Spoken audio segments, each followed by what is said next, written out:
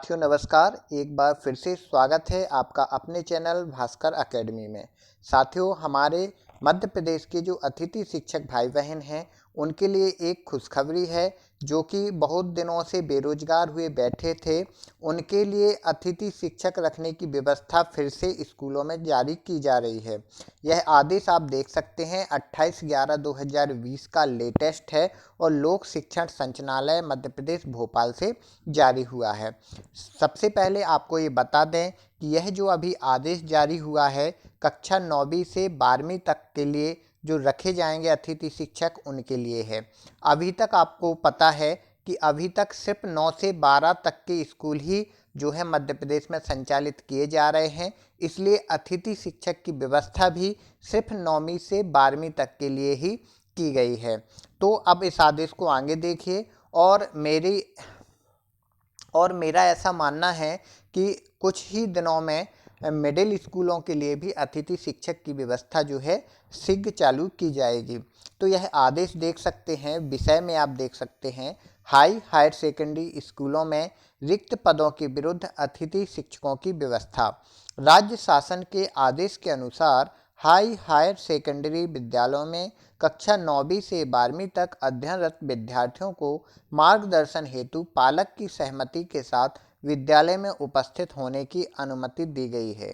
विद्यार्थियों को विषय से संबंधित कठिनाइयों के मार्गदर्शन हेतु रिक्त पदों के विरुद्ध अतिथि शिक्षकों की व्यवस्था हेतु निम्नलिखित कार्यवाही सुनिश्चित करें। अब आपको बताते हैं कि जो अतिथि शिक्षक हैं वो किस आधार पर रखे जाएंगे और कब से रखे जाएंगे।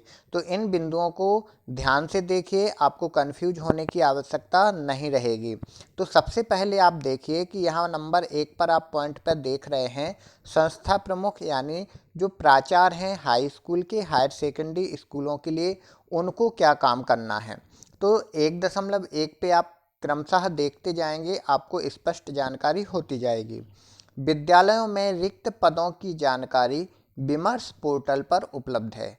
इन रिक्त पदों के अतिरिक्त अन्य किसी पद के लिए राज्य स्तर से अनुमति प्राप्त किए बिना अतिथि शिक्षक नहीं रखे जा सकेंगे।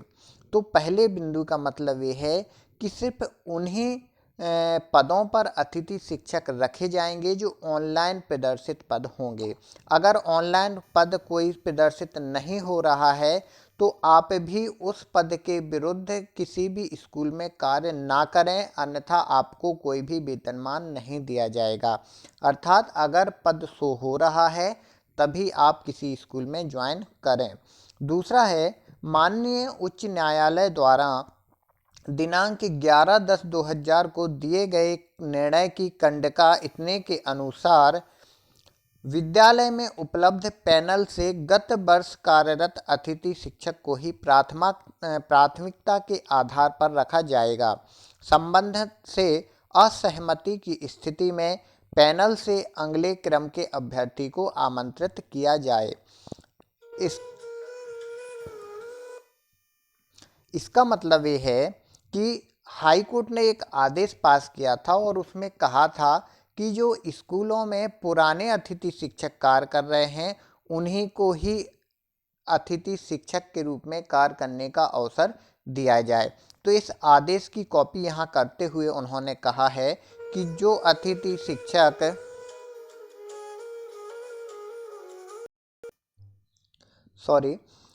तो पुराने जो अतिथि शिक्षक हैं, सीधी सी बात, वही अतिथि शिक्षक इस वर्ष काम करेंगे।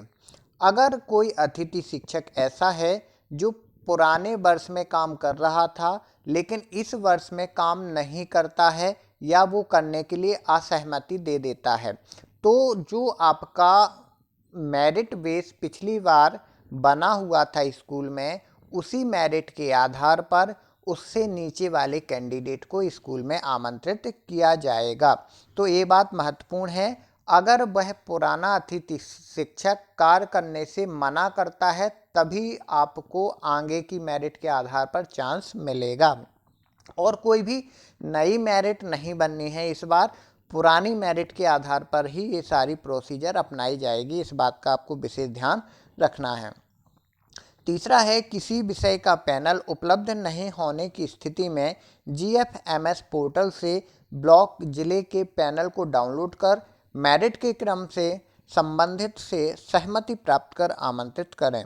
इस प्रक्रिया के द्वारा आमंत्रित करते समय मेरिट का विशेष ध्यान रखा जाए तथा उच्च वरीयता क्रम में अभ्यर्थी द्वारा दी गई असहमति को व्यवस्थित रूप से अभिलेख में संधारित किया जाए, जिससे कि भविष्य में शिकायतें उद्भूत ना हो। उसका मतलब ये है कि सीधी सी बात, अगर किसी भी अभ्यर्थी को बुलाया जा रहा है तो मेरिट के आधार पर ही, जो आपने पैनल बनाया है उसके आधार पर ही बुलाया जाए, किसी और प्रकार से आमंत्रित ना किया जाए। चौथा पॉइंट आप यहाँ देख सकते हैं, अतिथि शिक्षकों को आमंत्रित करने के पूर्व यह सुनिश्चित करें कि आवेदक का पंजीयन सत्यापित है। संस्था प्रमुख संलग्न प्रक्रिया के अनुसार आवेदक का स्कोर कार्ड डाउनलोड कर अभिलेख में संधारित करें। अगला है, आवेदक को जिस विषय के लिए आमंत्रित किया जा रहा है स्कोर कार्ड में उस विषय के पैनल में स्कोर प्रदर्शित हो। अगला है, संचालनालय के पत्र क्रमांक 2013 दिनांक 4/7/2019 की कंडिका 3.1.2 के अनुसार गत वर्ष में 30% से कम परीक्षा परिणाम वाले आवेदक को आमंत्रित नहीं किया जाए। ये काफ़ी महत्वपूर्ण है कि ऐसे अभ्यर्थी जिनका गत वर्ष 10वीं और 12वीं में परीक्षा परिणाम 30% से कम रहा है, उनको आमंत्रित नहीं करने की बात इसमें कही गई है। क्योंकि ये उन अभ्यर्थियों के लिए काफ़ी मुश्किल का काम हो जाता है। 30% जो अंग्रेजी और फिजिक्स, मैथ, केमिस्ट्री जैसे सब्जेक्ट के जो अतिथि शिक्षक हैं उनका काफ़ी हद तक ये ग्राफ कम रहता है, तो उन अतिथि शिक्षकों को इसका थोड़ा सा नुकसान हो सकता है, यह देखने वाली बात होगी। संस्था द्वारा आमंत्रित किए गए अतिथि शिक्षकों की ऑनलाइन ज्वाइनिंग की जाएगी। किसी भी स्थिति में ऑफलाइन रूप से अतिथि शिक्षक नहीं रखा जाए। संस्था प्रमुख द्वारा उपस्थिति दिवस की जानकारी प्रत्येक माह की 5 तारीख, 7 तारीख, ये आपके लिए काफ़ी महत्वपूर्ण नहीं है। अब आप यहाँ देखिए आपके महत्वपूर्ण क्या है, तो ये है समय सारणी। अब किस समय सारणी में आपको क्या करना है या संस्था प्रमुख प्राचार्य को क्या करना है, उसकी एक संक्षिप्त समय सारणी दी गई है। ये काफ़ी महत्वपूर्ण है, इस सारणी को थोड़ा सा ध्यान से समझें।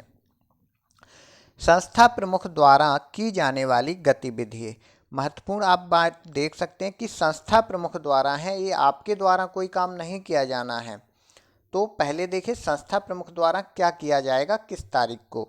तो सबसे पहला है, विद्यालय में पूर्व से उपलब्ध पैनल से विगत वर्ष कार्यरत अतिथि शिक्षक को आमंत्रित करना, जिसकी अंतिम तिथि है 4/12/2020 यानी 4 दिसंबर तक उस अतिथि शिक्षक को आमंत्रित करेंगे संकुल प्राचार्य या संस्था प्राचार्य जो अतिथि शिक्षक गत वर्ष में काम कर रहा था, चाहे उसकी मेरिट कोई भी रही हो, लेकिन अगर वो उस संस्था में काम कर रहा था गत वर्ष, तो उसी अतिथि शिक्षक को वहाँ पर बुलाया जाएगा। ऐसा इस आदेश में स्पष्ट तौर से कहा गया है। दूसरा आप देख सकते हैं, गत वर्ष कार्यरत अतिथि शिक्षक से असहमति की स्थिति अथवा विषय का पैनल उपलब्ध नहीं होने की स्थिति में GFMS पोर्टल से ब्लॉक जिले के पैनल को डाउनलोड कर मेरिट के क्रम में संबंधित से सहमति प्राप्त कर आमंत्रित करना है। अब दूसरा जो पॉइंट ये है कि अगर कोई अतिथि शिक्षक जो गत वर्ष काम नहीं कर रहा था, जो गत वर्ष काम कर रहा था और इस वर्ष वो काम करना नहीं चाहता है, तो 5 तारीख को उससे असहमति पत्र जो है लेना है संस्था प्रमुख को, और 5 तारीख को फिर मेरिट के आधार पर उससे नेक्स्ट अभ्यर्थी को आमंत्रित किया जाएगा 5 तारीख को। तो ये आपको महत्वपूर्ण है कि अगर आप नए अतिथि शिक्षक कहीं पर बुलाए जाते हैं तो वो 5 तारीख में बुलाए जाएंगे, क्योंकि 4 तारीख को सिर्फ पुराने अतिथि शिक्षक को ही आमंत्रित किया जाएगा। और अंतिम है आवेदक को ऑनलाइन ज्वाइनिंग कराना। जब कोई भी अभ्यर्थी स्कूल में ज्वाइन कर लेता है तो 7 तारीख तक उसका स्कूल में जो है पंजीयन कर दिया जाएगा, उसको ज्वाइन करा दिया जाएगा। तो बस इतना ही इस वीडियो में महत्वपूर्ण था और ये जानकारी वैसे आप तक पहले भी पहुंच चुकी होगी, लेकिन उन अतिथि शिक्षकों के लिए जो काफ़ी देर से इंतज़ार कर रहे थे, 4-6 महीने से बिल्कुल बेरोजगार बैठे हुए थे, उनके लिए काफ़ी हद तक ये थोड़ा सा राहत रहेगा कि उनको एक थोड़ा सा रोजगार इस अतिथि शिक्षक के रूप में भी मिलेगा। साथियों, अतिथि शिक्षक और शिक्षा जगत से जानकारियों के लिए आप हमारे चैनल को सब्सक्राइब कर बेल आइकॉन को ज़रूर दबा दें ताकि सभी नोटिफिकेशन आपको सीधे मिल सकें।